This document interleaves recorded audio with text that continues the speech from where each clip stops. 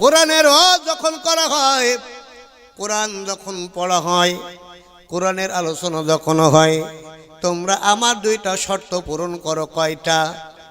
জোরে বলেন কয়টা? দুইটা শর্ত যদি তোমরা পূরণ করতে পারো তো সেটা হলো চুপ থাকবা আর মনোযোগ সহকারে শুনবা।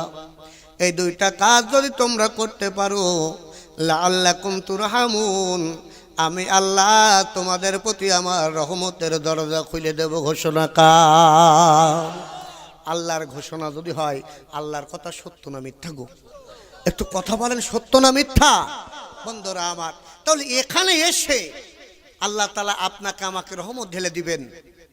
এখন এখানে না এসে অনেক মানুষ আছে মাসানে বসে আড্ডা দিচ্ছে, দোকানে বসে চায়ের সামনে চা মুখে দিচ্ছে, টিভির সামনে বসে হয়তো সিনেমা দেখছে নতুবা খেলা দেখতেছে, আর অন্যের সমালোচনা নিয়ে আজকে মানুষ ব্যস্ত। কথা বলেন সত্য না মিথ্যা? আপনাদের মাইলমারি এলাকার লোক তো সব আল্লাহর ওলি মানুষ, এরা কারো সমালোচনা করেন না।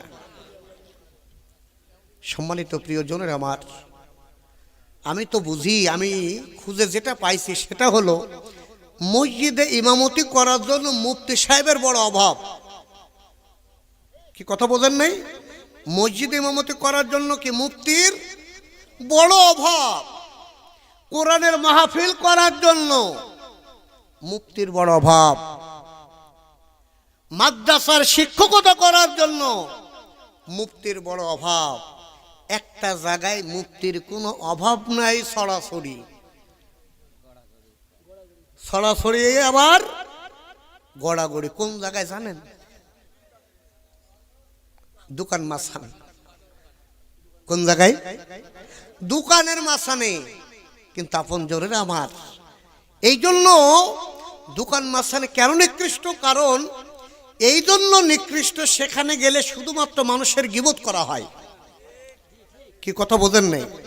গীবত, অনুমানমূলক নির্ভর কথা, এমন এমন কথা আপনার আবার জবান দিয়ে বের করি, যে কথাগুলা বললে আপনি নামাজি হন, আপনি হাজি হন, আপনি রোজাদার হন, আপনি তাহাজ্জুদ গুজার হন, আপনি যত বড় আবেদ হন, সমস্ত আবেদগুলো আল্লাহ তাআলা, সমস্ত ইবাদত আল্লাহ তাআলা ভণ্ডুল করে দেবে। সম্মানিত উপস্থিতি, এই জন্য সময় বড় অল্প, সময়ের মূল্য আছে। আমি এই জন্য সময় বেশি নেব না। আচ্ছা বলেন তো, ফজরে এখন শীতের সময়, ফজরে যারা নামাজ পড়ি, ওযু করি, কষ্ট হয় কি হয় না? কি কথা বলেন? সকালবেলায় ফজরের নামাজ পড়তে কষ্ট হয় না, এটা হলো আবেগের কথা, বিবেকের কথা না। ঠান্ডা পানি দিয়ে ওযু করলে সকলেরই কষ্ট হয়। ও মিয়া ভাই, ও চাচা, এই যে কষ্ট করলেন সকালবেলায়, আরামের বিছানা ছেড়ে দিলেন, আচ্ছা বলেন তো মনের ভিতরে সন্তুষ্টিটা কার? জোরে বলেন কার? আল্লাহর। আচ্ছা বিষয়টা যদি এরকম হয়, আমি বলি সারা রাত ভেবি ভেবি পাটি ছাগলের বাচ্চাটাই মরা, বলেন এই ভেবানোর কোনো যুক্তি আছে? কোনো ভেবানোর যুক্তি নাই।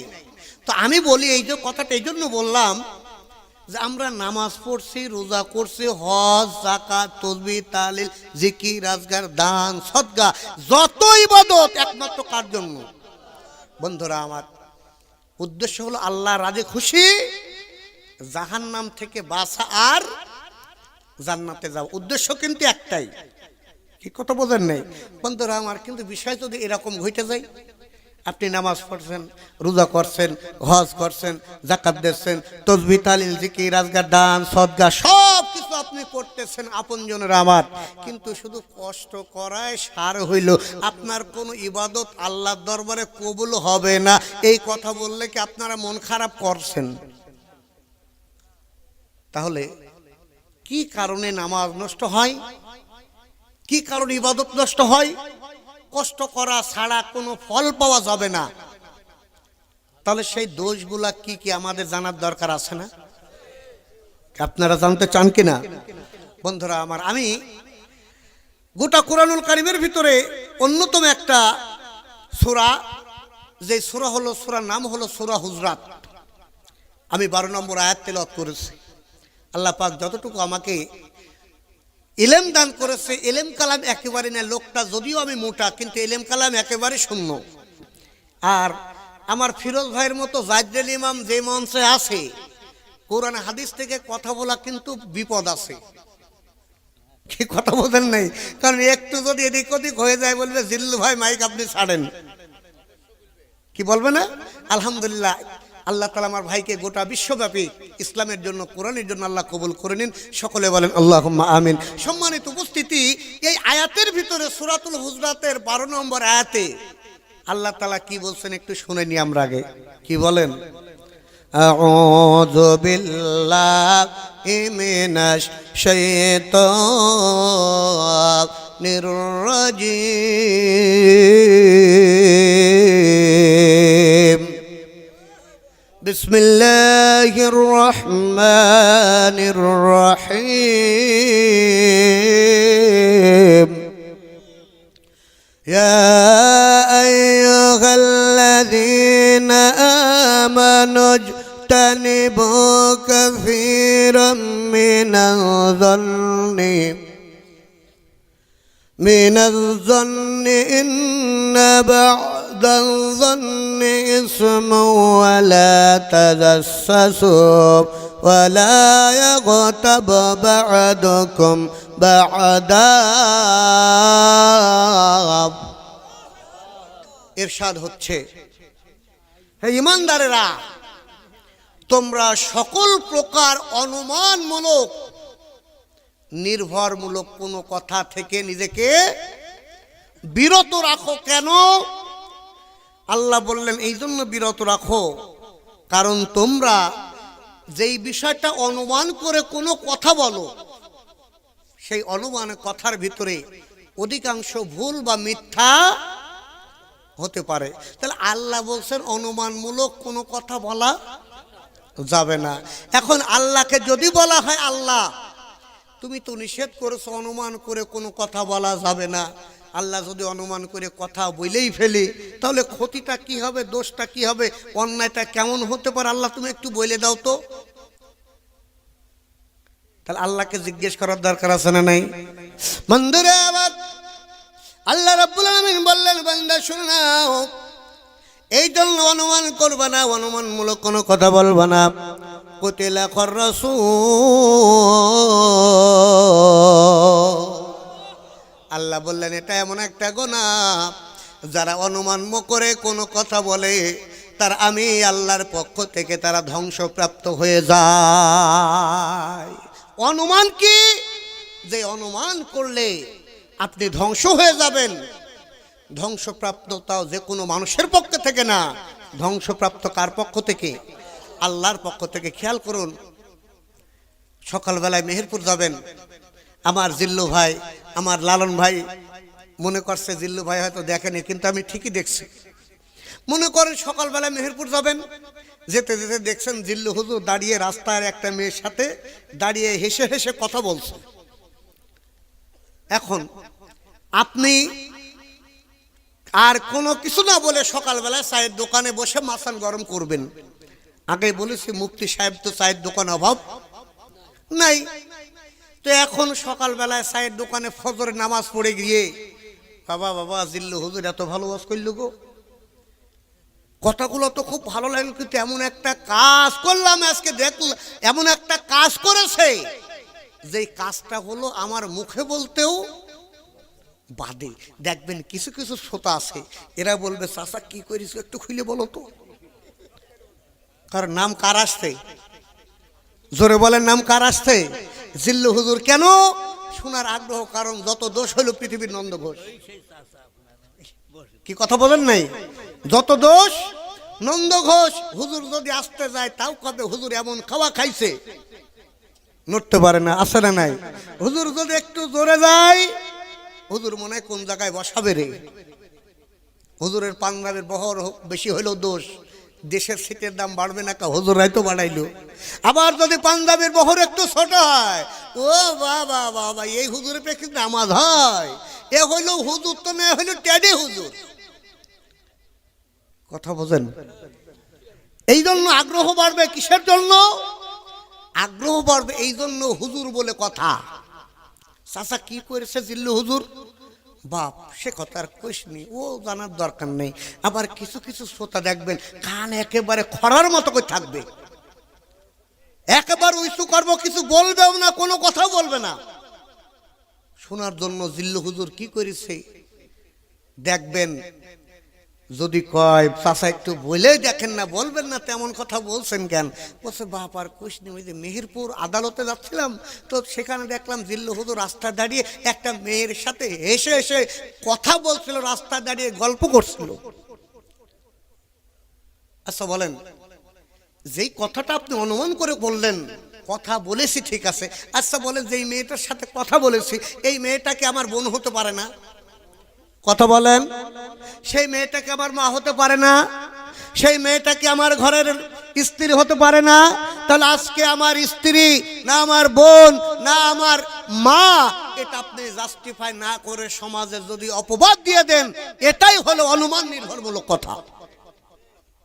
বন্ধুরা আবার আসুন, এই অনুমানমূলক কথা বলতেছেন, অপরাধটা কি? আসুন, রাসূল আকরাম সাল্লাল্লাহু আলাইহি সাল্লামের সাহাবী, আমি যতটুকু আলোচনা করব কোরআন এবং হাদিস থেকে আলোচনা করতেছে, আপনাদের কষ্ট হচ্ছে না তো?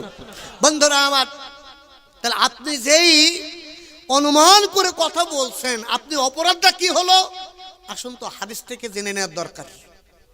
বন্ধুরা আবার, নবীর সাহাবী হযরত আবু হুরায়রা রাদিয়াল্লাহু তাআলা আনহু বলেন, আনিন নবী সাল্লাল্লাহু আলাইহি সাল্লাম ক্বালা ইয়ামযান্না ফা ইন্না যান্না দাবুল হাদিস ওয়ালা তাহাসসাস ওয়ালা তাজাসসু ওয়ালা তাবাদাসু ওয়ালা তাহাসাদু ওয়ালা তাবআদু ওয়ালা তাদাবারু তু ইবাদাল্লাহি ইখওয়ানা।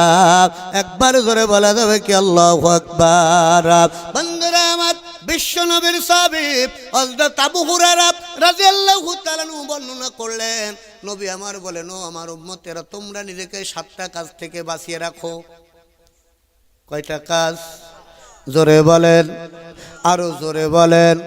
7টা কাজ থেকে বাঁচিয়ে রাখো। কেননা এই 7টা কাজ এমন ভয়ঙ্কর অপরাধ, এমন ভয়ঙ্কর কাজ, এই 7টা কাজের ভিতরে যদি একটা কাজ কোনো মানুষের ভিতরে পাওয়া যায়, আল্লাহ রাসূল আমার বলেন, ওর নামাজ, রোজা, হজ, যাকাত, তাসবিহ, তাহলিল, জিকির, আজকার কোনো কিছু আমার আল্লাহর দরবারে কবুল হবে না। কথা বুঝেন? ও বন্ধুরা আমার, বলেন তো, নামাজ পড়ি কার জন্য? রোজা করি কার জন্য? সম্পদ আছে যাকাত দিই কার জন্য? কারণ আমার সকল ইবাদত একমাত্র হবে কার জন্য? আল্লাহ রাব্বুল আলামিন কোরআনুল কারীমের ভিতরে বললেন, কুল ইন্না সালাতি নুসুকি ওয়া মাহইয়ায়া ওয়া মামাতি লিল্লাহি রাব্বিল আলামিন। আল্লাহ বললেন, বলো বান্দা, আমার নামাজ, আমার রোজা, আমার হজ, আমার যাকাত, আমার ইবাদত বন্দিগি সব হবে একমাত্র কার জন্য? বন্ধুরা আমার, তাহলে এই ইবাদত করার পর আপনার আমল যদি আল্লাহর দরবারে কবুল না হয়, আপনার ইবাদত যদি আল্লাহর দরবারে কবুল না হয়, ও আপনজনেরা আমার, প্রিয়জনেরা আমার, আসুন তো সেই ইবাদত, সেই খারাপ কাজগুলি কি কি আমাদের জানার দরকার আছে না নাই? বন্ধুরা আমার, এই 7টা কাজের ভিতরে একটা কাজ যদি কোনো বান্দা করে, নবীর কোন উম্মত করে রে, তার সকল ইবাদত আমার আল্লাহ ভণ্ডুল করে দেবেন। সাহাবীরা জিজ্ঞেস করলো, ইয়া রাসূলুল্লাহ, ইয়া হাবিবাল্লাহ, বলেন তো এই 7টা মারাত্মক কাজ কি কি? আল্লাহ রাসূল বললেন, ও আমার সাহাবারা, 1 নম্বর যে কাজটা হলো কলাইয়ামাজ জান্নাহ ফা ইন্না জান্নাহ আদাবুল হাদিস। রাসূল বলেন, শুনে নাও, আর তোমরা অনুমানমূলক কোনো কথা বলবা না। কি কথা বলা যাবে না? অনুমান করে কোনো কথা বলা যাবে না। এখন বাবা ডিজিটাল যুগ হবার কারণে অনুমানও হয়েছে ডিজিটাল কায়দায়। কি কথা কয় না? অনুমান কি কায়দায়? ডিজিটাল কায়দায় অনুমান করা হয়। কেমন? এখন বাংলাদেশে মোবাইল হাতে নাই, বিশেষ করে স্ক্রিন টাচ মোবাইল হাতে নাই, দেখবেন মাসানে যান, দোকানে যান, এক শ্রেণীর যুবকেরা তারা শুধু এরকম ঠেলতেই আছে, ঠেলতে আছে। তো এই যে মোবাইলের ভিতরে এমন একটা সংবাদ আপনি দেখলেন, এই সংবাদটা আপনি জাস্টিফাই না করে শেয়ার যদি করে দেন, দেখা যাচ্ছে এই যে ঘটনাটা আপনি শেয়ার করে দিলেন, বাস্তবের সাথে এর কোনো মিল নাই। তাহলে যেই বিষয়টা আপনি না জেনে শেয়ার করলেন, এই শেয়ার করার কারণে ওই অনুমানের ভিতরে আপনি পড়ে গেলেন। বন্ধুরা আমার, এই জন্য কোনো মানুষের ব্যাপারে, কোনো আমলের ব্যাপারে অনুমানমূলক কোনো কথা বলা যাবে, এই জন্য বলা যাবে না। কারণ হলো, যেই মানুষটা হয়তো বা হতে পারে আপনার চোখে খারাপ, যেই মানুষটা হতে পারে সমাজের চোখে খারাপ, যেই মানুষটা হতে পারে গ্রামের লোকের কাছে খারাপ, যার আমল ভালো না খারাপ এটা আপনি জানেন? বলেন তো, বান্দার সকল আমলের খবর রাখেন তিনি কে? বন্ধুরা আমার, তাহলে কে জান্নাতি কে জাহান্নামী এটা জানেন তিনি থেকে। বন্ধুরা আমার, আল্লাহ যদি জানার মালিক হয়, তাহলে কোনো মানুষের আমল নিয়ে ঠাট্টা উপহাস মস্করা করা এটা ইসলাম কিন্তু সমর্থন করে। দেখবেন বাবারে, আমি বলি, হয়তো আপনি 5 ওয়াক্ত নামাজ পড়লেন, নামাজ পড়ার পর এমন এমন আচরণ করতেছেন, এমন এমন ব্যবহার করতেছেন, আপনার নামাজ আল্লাহর দরবারে কবুল হতেও পারে, নাও পারে। কিন্তু বন্ধুরা আমার, আবার অনেক মানুষ আছে, এই মানুষটা আপনার চোখে খারাপ হতে পারে, এই মানুষটা সমাজের লোকের কাছে খারাপ হতে পারে, কিন্তু মানুষটা এমন আমল করে যেই আমলের কারণে ওই মানুষটা দুনিয়ার সবার চোখে খারাপ হতে পারে, কিন্তু আমার আল্লাহর চোখে লোকটা সেরা। কি হতে পারে কি পারে না? বন্ধুরা আমার, খেয়াল করুন কেমন পারে। অটোমান সাম্রাজ্যের সুলতান নাম হইল মুরাদ। নাম কি? মুরাদ।